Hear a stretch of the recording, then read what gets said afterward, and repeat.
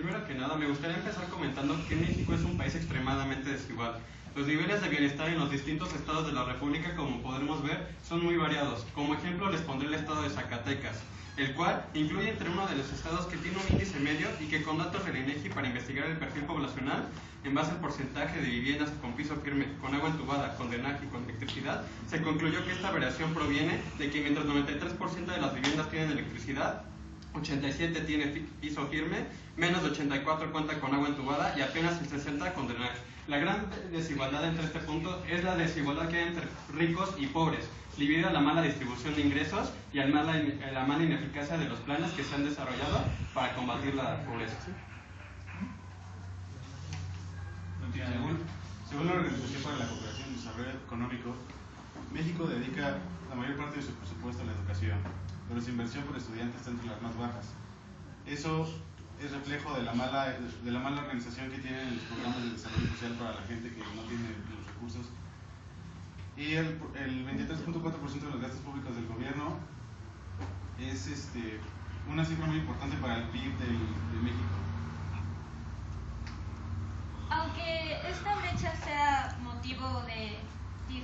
sea causa de diferentes cosas, la principal sea la del ingreso, también México sufre una gran desigualdad debido a la mala distribución, pero de servicios. Hay una centralización muy grande, casi todo está aquí en el Distrito Federal y en el Estado de México, lo que frena las oportunidades de las zonas rurales, que la mayoría vienen siendo en el Estado del Sur. De hecho, el salario mínimo que presentan en dichas poblaciones es menor al que se presenta en estos estados, y es por eso, es uno de los orígenes de esta desigualdad tan grande de las cosas sociales. Muchas gracias. Ahora procederemos con los argumentos del equipo FOR. La brecha socioeconómica tiene como un componente muy importante el desarrollo mismo de México. Como lo estipula otra vez Adam Smith en su libro La riqueza de las naciones, una brecha socioeconómica es un síntoma de una sociedad en desarrollo, ya que, como dije antes, todos los sectores de la jerarquía laboral deben de ser llenados, de manera que mientras existe el sector encargado de producir los alimentos, existe el sector encargado de regularlos, que sería el sector de la jerarquía alta.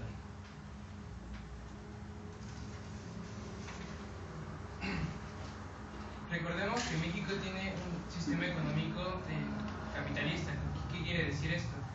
Que mientras más se produzca, más se genera. Es decir, estamos basándonos en nuestro sistema económico en que mientras más produzcamos, más se vende, es un ciclo. Okay. Ahora, para producir tiene que haber una mano obrera. La mano obrera es aquella que se encarga de generar el trabajo para producir estos bienes. Y esta mano obrera no necesita una capacitación. ¿Cómo se puede igualar a una persona que está todo el tiempo estudiando y o trabajando con alguien que no se necesitó capacitar porque su capacitación fue muy poco? ¿No tiene nada más que agregar? No. Gracias, equipos. Ahora procederemos a las contraargumentaciones. Empezaremos con el equipo a favor. Tienen 10 minutos para contraargumentar. O sea, cada uno. Tienen, 10 minutos de general y pueden ir. O sea, tenemos 5 y 5. No. 10 minutos para... O sea, un equipo puede dar su contraargumento y el otro puede contraatacar, argumentar al mismo tiempo. Es un formato nuevo. Tienen 10 minutos.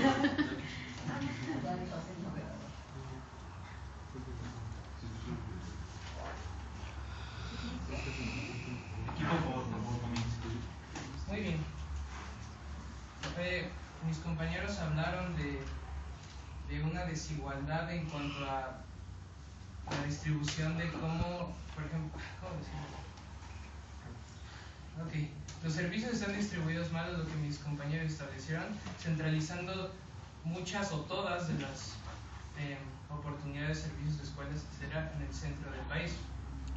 Sin embargo, tenemos que destacar que hay 300, por dar un ejemplo, 366 universidades públicas a lo largo de todo el país, y solo en el área metropolitana se encuentran 70. Esto según datos que dio el Universal acerca de escuelas públicas en octubre del 2013. Entonces, si tomamos en cuenta que solo hay 70 en el área metropolitana, quiere decir que hay más de 200 en todo el país. Entonces, lo que mis compañeros están diciendo es falso, es una falacia en cuanto a educación. Y según con datos de UNESCO, la SEP tiene un presupuesto al año de 250,000 millones de pesos y las inversiones que tiene México, el mayor porcentaje se invierte a la educación. ¿Equipo en contra?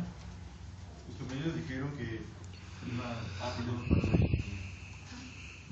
No nos estamos enfocando solamente a un servicio o a la educación específicamente, sino en general la mayoría de las fuentes de trabajo están centralizadas aquí. De hecho, por eso es que hay mucha gente que viene de provincia y trabaja acá. También es uno de los motivos por los cuales no se dan abasto los empleos. Pero también, ¿cómo es que la mayoría, no solamente por ejemplo acá, sino también la mayoría de esas universidades están en las capitales de esos estados? Entonces, cuando tienes tanta población con recursos tan escasos, ¿cómo es que ellos van a acceder de esa forma? Por eso es que se deja tanto hay tantas personas que dejan de estudiar.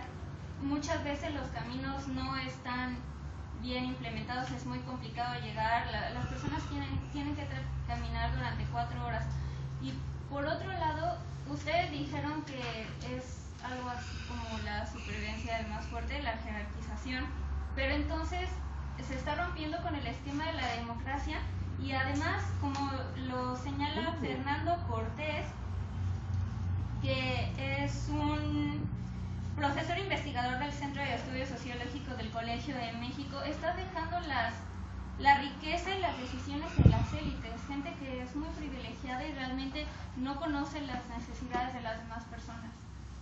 Y también, compañeros, aun cuando hayan fuentes de educación para algunos cuantos estudiantes, hubo un informe por parte de la Organización para la Cooperación y el Desarrollo Económico, la OCDE, la cual indica que es muy elevado el riesgo de que los jóvenes que logran concluir sus estudios, que padecen largos periodos de desempleo, inactividad o pobreza, se ven enfrentados toda la vida a perspectivas de desempleo e ingresos menores que no cubren los recursos para sustentar las necesidades básicas.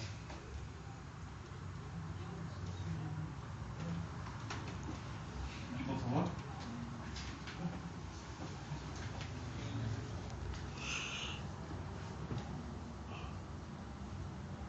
Si no tiene nada más que No, decir. perdón. Mi compañera estableció que, dijo que muchas de las escuelas que se encuentran a lo largo del país están lejos de las comunidades en donde viven las personas.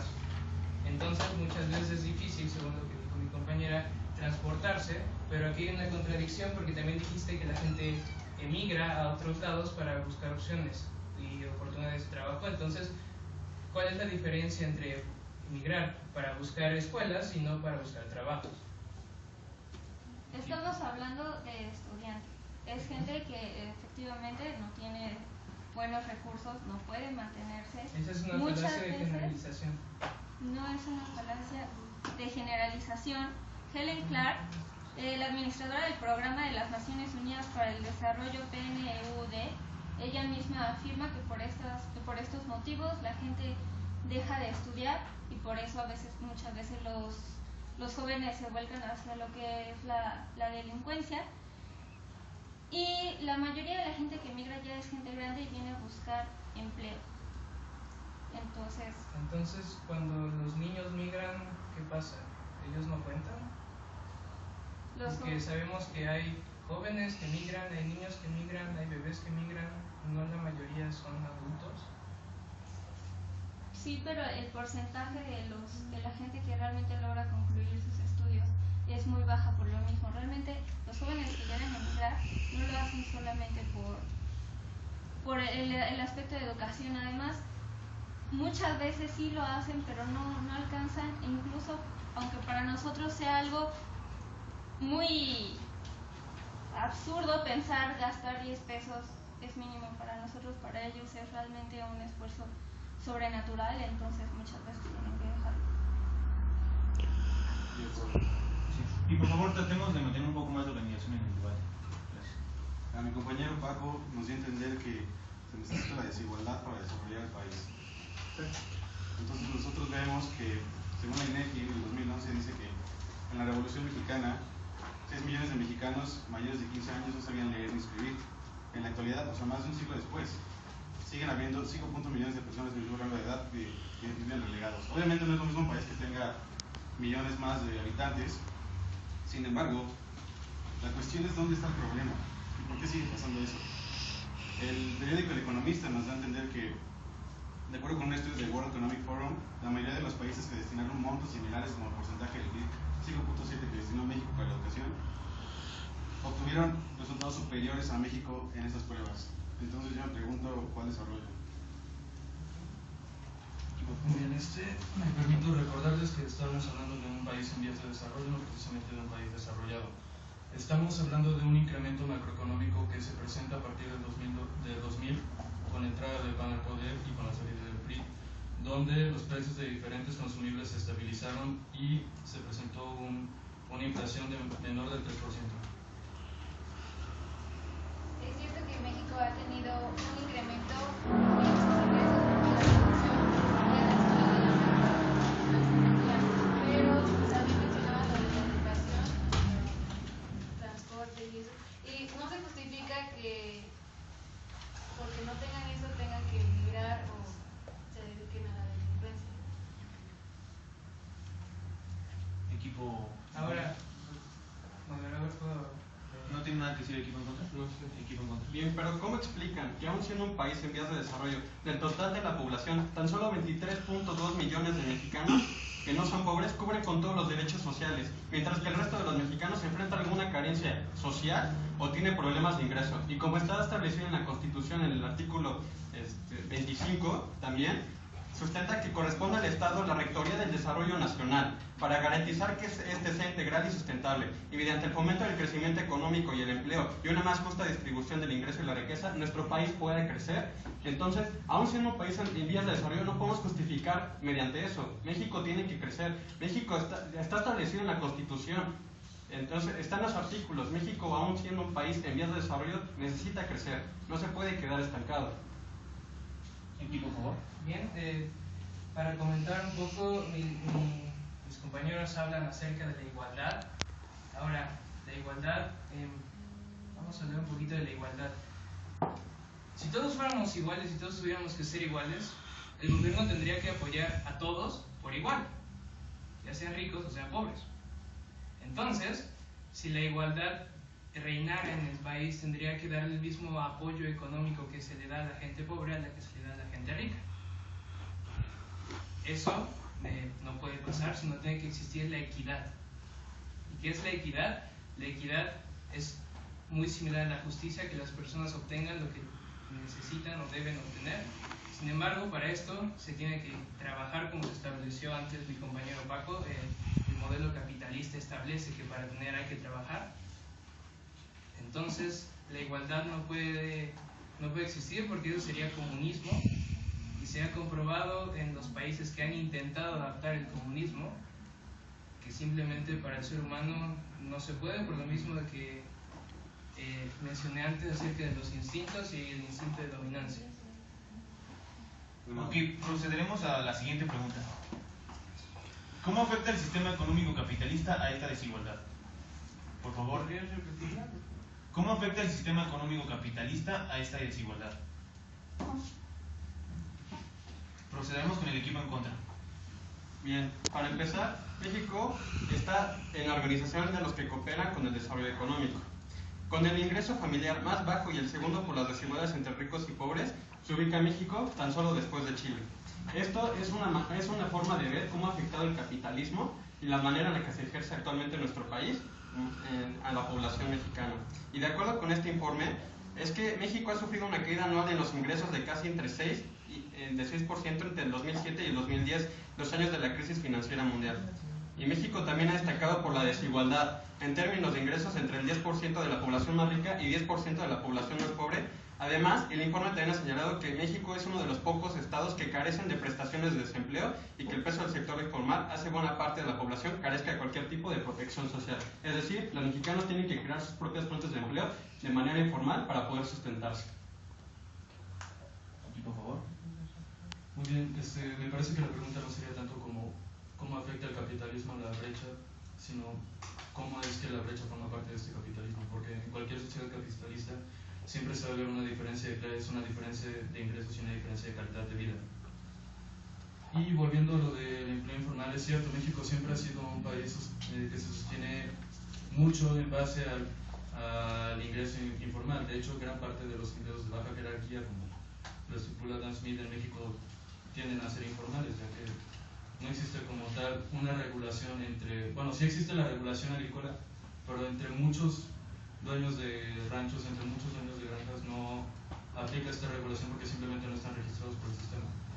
Entonces, este es mucho dinero que de alguna manera se está perdiendo y no se está contribuyendo al desarrollo. Esto no es un problema ya de desigualdad, sino se está hablando de un problema de sociedad, de cultura más bien. Ahora, bueno, CNN Economía en 2012 nos dice que, Sí, procedemos a la pregunta. dando pie a lo que dicen de diferencias de clases, el principal problema de México es la desigualdad tan profunda entre grupos sociales que impide a niños y jóvenes de clases populares un desempeño mejor porque ellos tienen apoyos en casa, porque ellos tienen buenas escuelas, ellos tienen buenos maestros, ellos tienen materiales pedagógicos adecuados, ellos tienen una estimulación cultural y de conocimiento necesaria para evolucionarse en su infancia y su juventud. Entonces esto me manda a la cuestión de que la diferencia social no la veo tan correcta porque entonces los demás no tienen lo que tiene la clase alta. bien, para responder, quisiera aclarar que uno de los lugares a los que ustedes llaman como comercio informal, que es la central de abastos, al año se corren entre 8 y 9 mil millones de dólares en la central de abastos. Y según una encuesta que realizó el Financiero, de todas las personas que trabajan ahí, solo el 3% terminó la preparatoria. Entonces, aquí vemos que no está ligada en todos los casos la educación a un apoyo económico sustentable.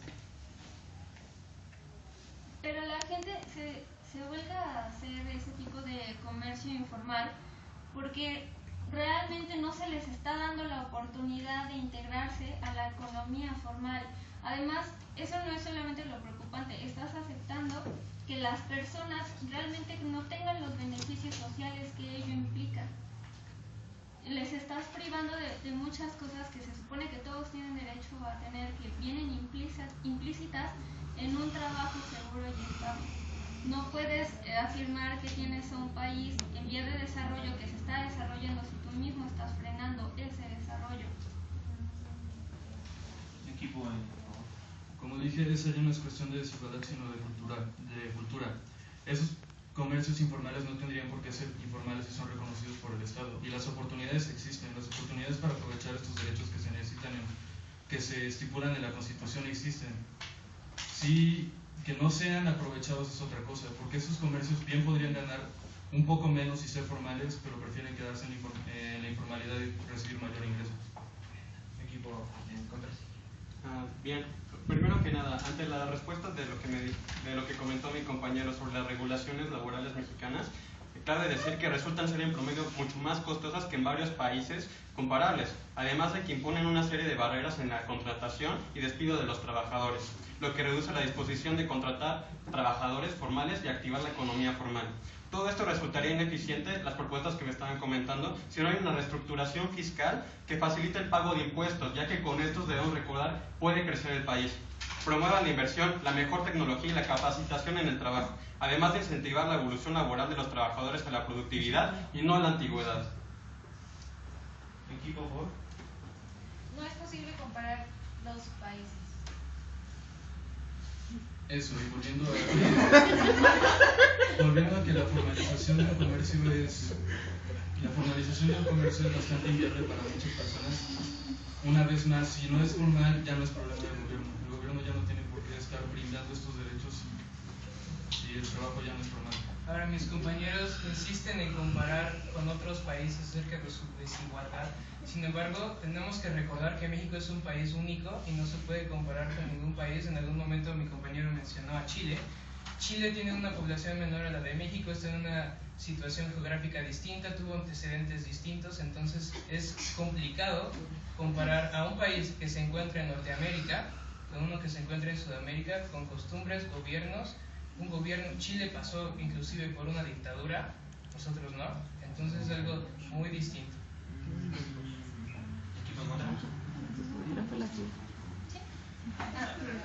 Ustedes habían dicho que la gente se dedicaba al comercio informal porque realmente era lo que habían decidido y además aportaban gran parte a la población. Eso es una falacia. De hecho, el diario oficial de la Federación declaró que México ha tenido un crecimiento negativo de la productividad. Realmente no está obteniendo los ingresos suficientes para mantenerse y la evidencia lo confirma. La productividad total de los factores en la economía ha decrecido en los últimos 30 años, incluyendo el 2014, a una tasa promedio anual del 0.7%. Y además sí le concierne al gobierno, porque como el mismo diario lo confirma, muchas veces es porque esta gente no tiene tecnología y hay poca inversión en el capital humano. ¿A qué se refiere con capital humano? Realmente la gente no está recibiendo los medios de calidad para que se desarrollen y contribuyan a la economía del país. Sí, por favor. Le pido más participación a mi compañera Brenda.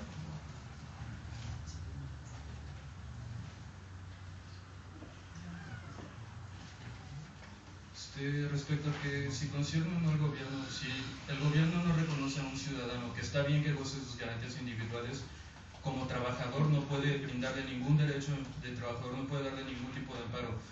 Y si esta decaída del ingreso con respecto a los negocios informales sí tiene que ver con la situación económica. A lo mejor la situación económica se está poniendo muy difícil como para regular un negocio, pero no va a mejorar si los negocios no se regulan.